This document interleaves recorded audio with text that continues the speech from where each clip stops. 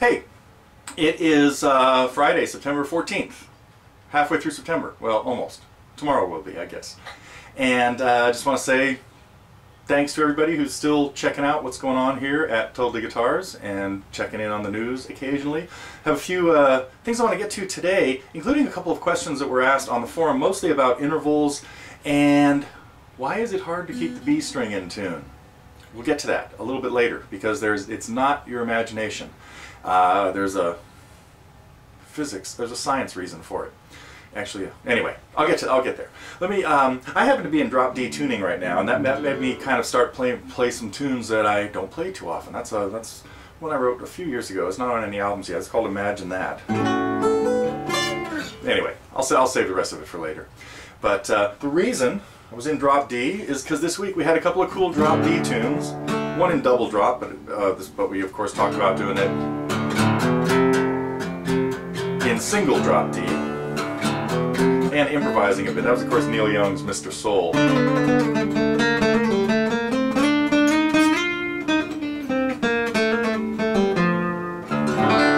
And drop D tuning allows you to play in lots of different modes, even not in the key of D, but stay away from that for a little while.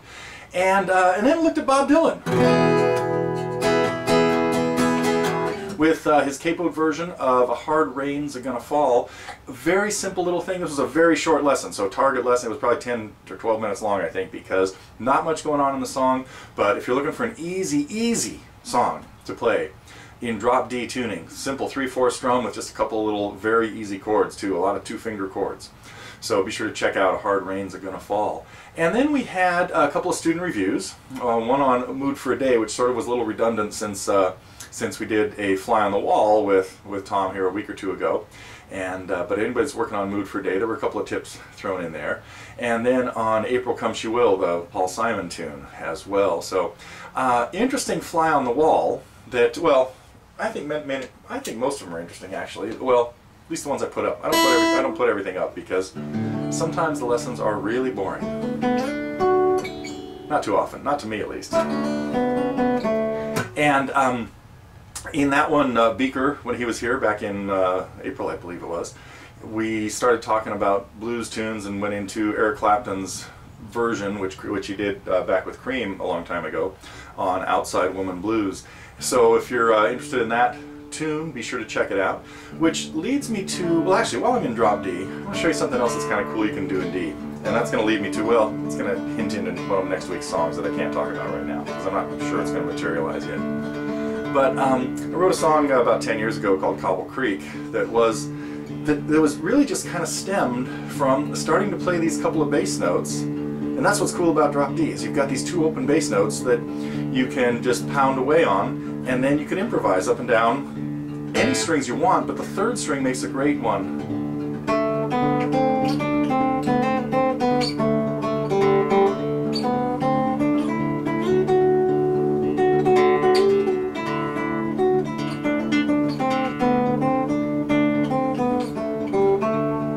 Now, hopefully you can figure out what mode I was in right there. And if I change it to this, you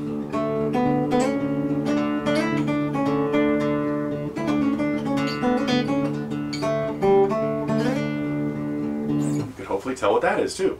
So, oh, I was going to tell you a little bit about Cobble Creek.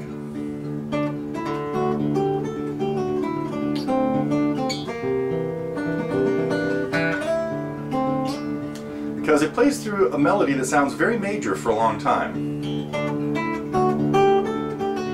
Until now, and gets even weirder.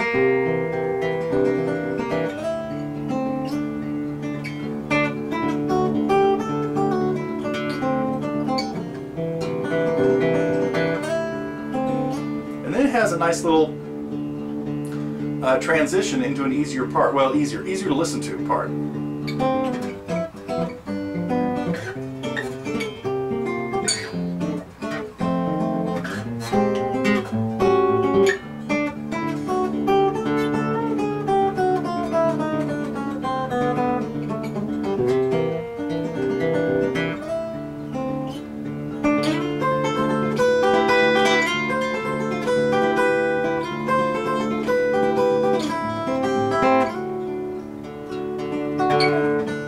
Anyway, so I might get around to a lesson on that one someday if anybody's interested.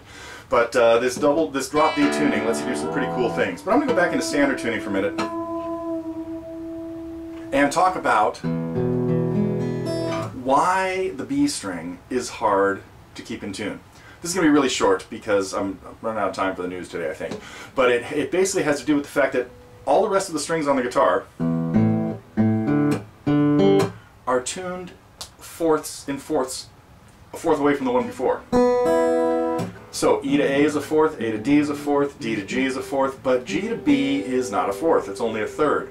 And because of well-tempered tuning, meaning all the notes have to be slightly out of tune in order for them, each note has to be slightly out of tune with respect to most of the others, in order for all of them to sound close to in tune. Now, I can't go into the whole scientific thing about that right now. It actually has a little bit to do with the string theory thing that got posted this week on the forum as well. And it has to do with intervals and the harmonic series called overtones. And listen to that right there. That B is flat, so that my two Ds can sound in tune. So basically the B string has to be tuned a little flat, and the way intervals work is that the octaves are perfectly in tune with each other, but each next interval kind of getting down through the overtone series, the fifths, and the fifths are a little bit out of tune. Fourths have to be a little more out of tune, but not really as bad. They're really the same. But thirds, if you tuned every third so it was exactly right, it would sound really bad. Now here's what the third should sound like from an E. It's the harmonic at the fourth, played at the fourth fret. That's a G sharp. A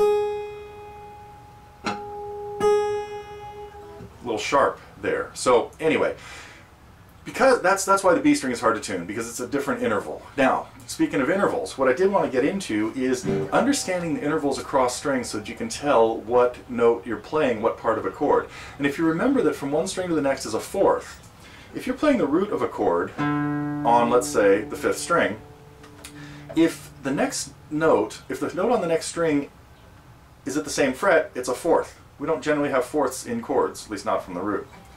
So if it's lower than that, fourth fret here, it's a third. And if it's higher, it's a fifth. And a fifth is two notes that are one string and two frets apart.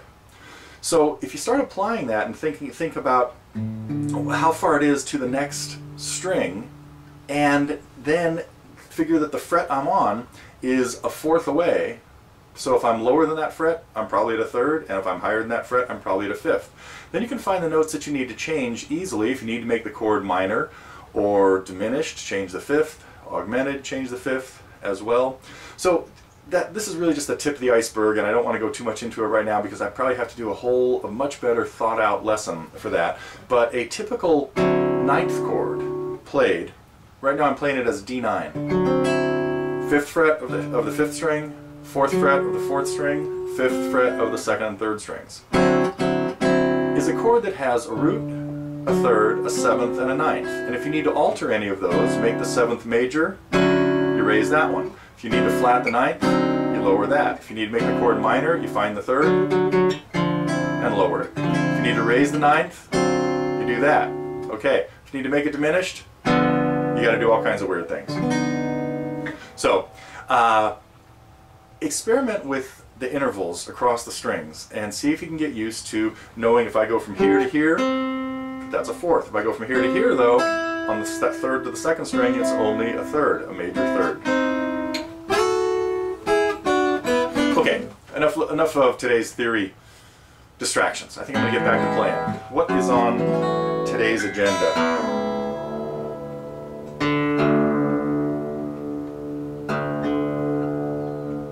There are some interesting songs in drop D tuning that are not even in the key of D sometimes.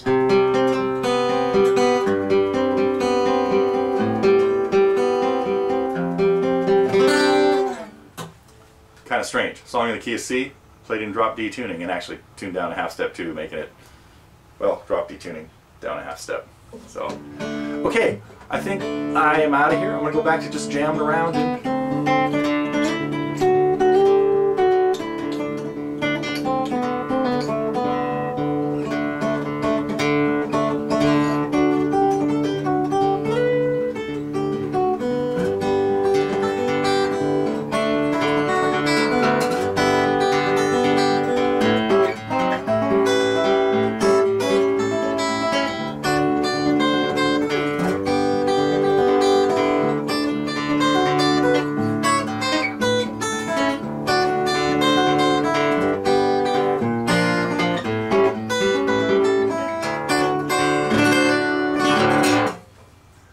fun tuning to mess with.